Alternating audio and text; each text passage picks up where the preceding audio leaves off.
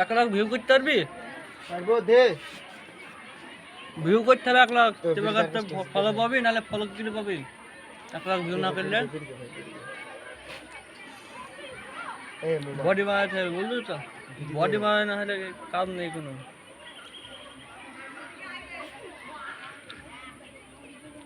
কি বলছি বল, তুই কি ভিডিও বানাবি? ভিডিও মোবাইল বানাবো। গো, মোবাইল নাই আমার।